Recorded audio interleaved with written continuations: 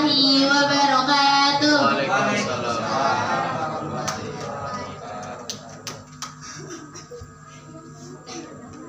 Alhamdulillahirrahmanirrahim. Terima kasih kepada Ananda dan Kaila.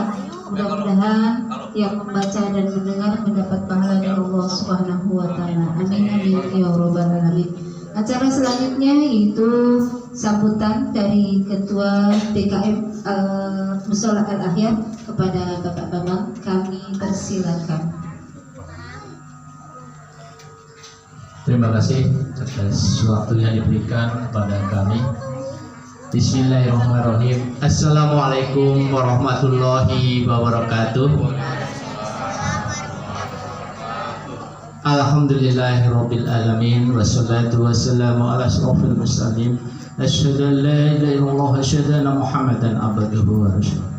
Yang kami hormatin Majelis Taklim Ibu Siti dan yang terhormat Bapak Husin yang mana telah hadir di tengah-tengah kita, dan saya hormatin bapak-bapak, ibu-ibu jamaah Mushola Al-Ahyar yang insya Allah dirahmati Allah Subhanahu wa Ta'ala.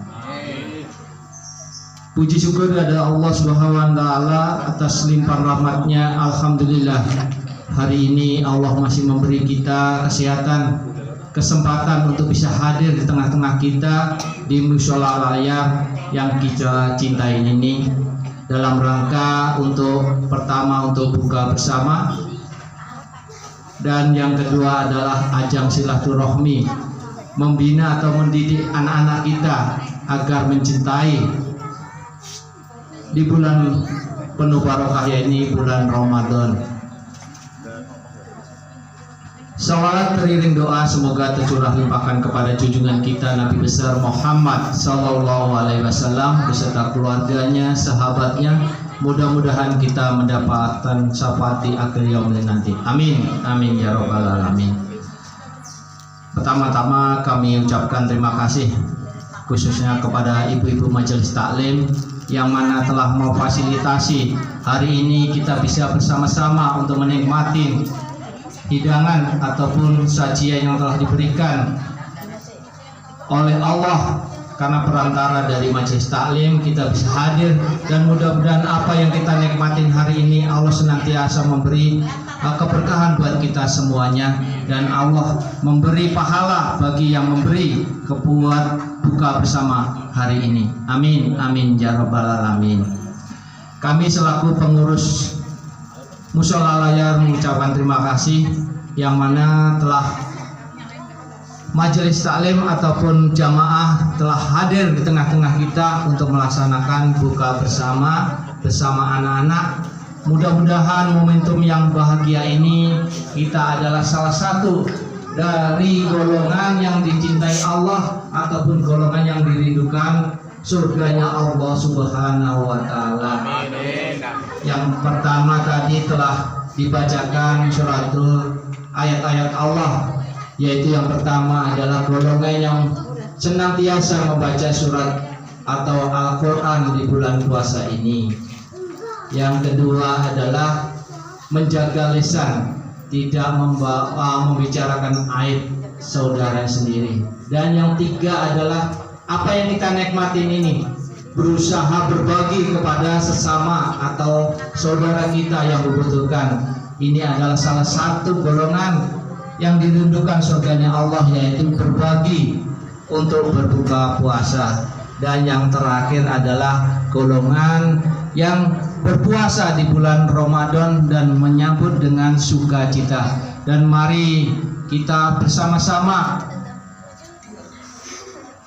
membahagiakan diri kita untuk menyambut bulan Ramadan ini, dan mudah-mudahan amal ibadah kita, saum Ramadan kita, sedekah kita, dan ibadah kita diterima oleh Allah Subhanahu wa Ta'ala. Amin. Itu mungkin yang bisa saya sampaikan. Nanti lebih jelasnya atau lebih lengkapnya akan disampaikan Bapak Husni untuk kultumnya. Terima kasih, saya akhirin. Wassalamualaikum warahmatullahi wabarakatuh. Waalaikumsalam warahmatullahi wabarakatuh. Terima kasih kepada Bapak Bambang selaku Ketua DKM Mushola Al-Ahyar atas sambutannya. Mudah-mudahan apa yang beliau sampaikan bisa dimengerti oleh kita semua ya. Amin amin ya rabbal alamin. Untuk acara selanjutnya yaitu tausiah yang akan disampaikan oleh Ustadz Husni, kepada beliau waktu dan tempat kami persilakan.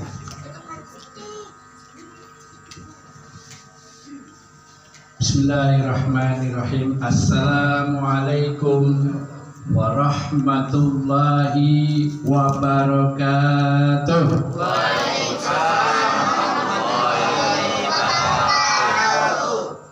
Beli opak ke pasar minggu. Salamnya belum kompak. Cakep. Assalamualaikum warahmatullahi wabarakatuh.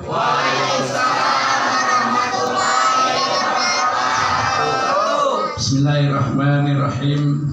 Alhamdulillahillazi arsala rasulahu bil huda wa dinil haq yujrahu ala dini kullih wa kafa billahi syahida. Ashhadu an la ilaha illallah wahdahu la syarikalah wa ashhadu anna Muhammadan abduhu wa rasuluhu la nabiyya ba'd. Allahumma fasholli wa sallim ala sayyidina Muhammadin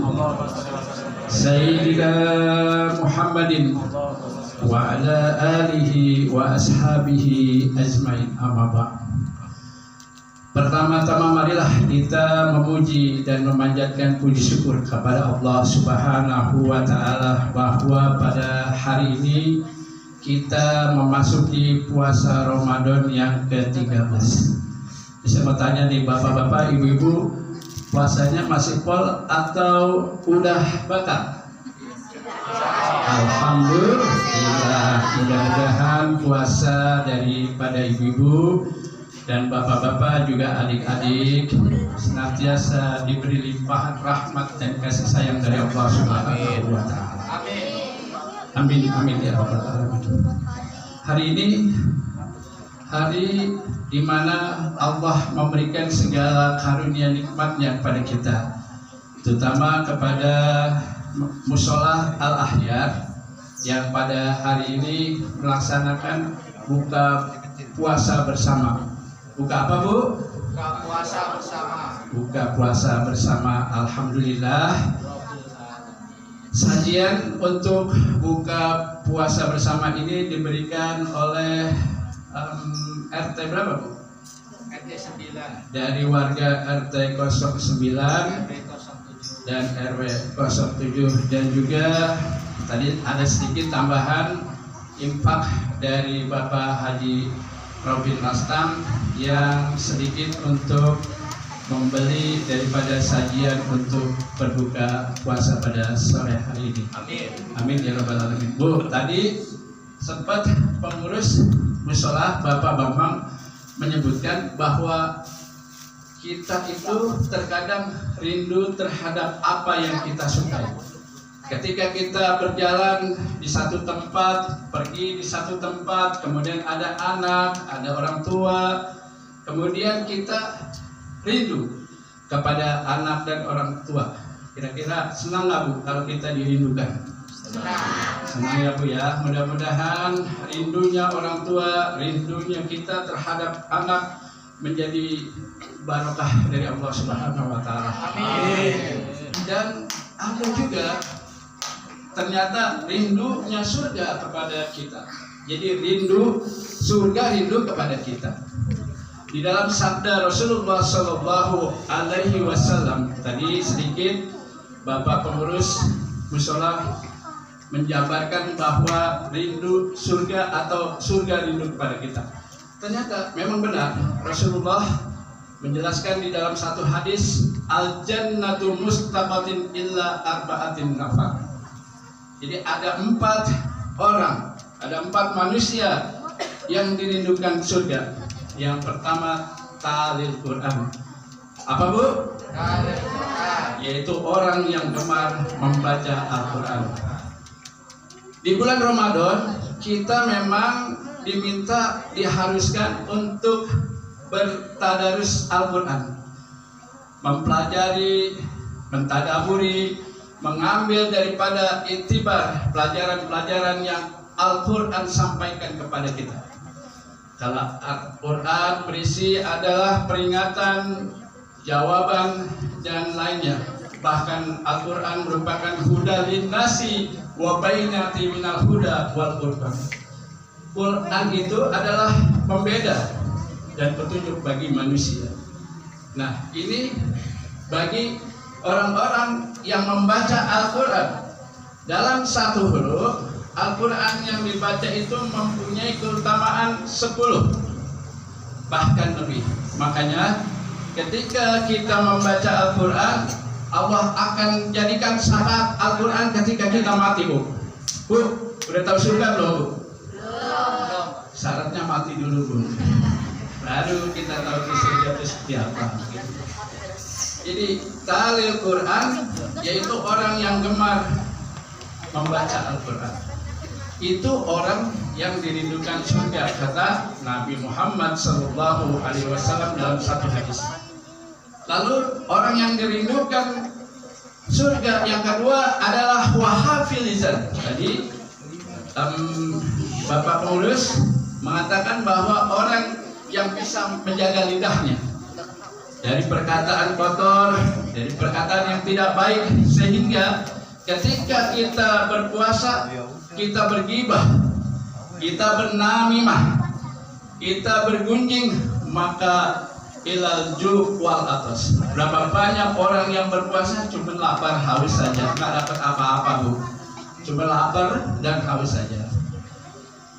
Itu yang dikatakan oleh Nabi Muhammad SAW, yaitu orang yang dirindukan surga wahafizil lisan.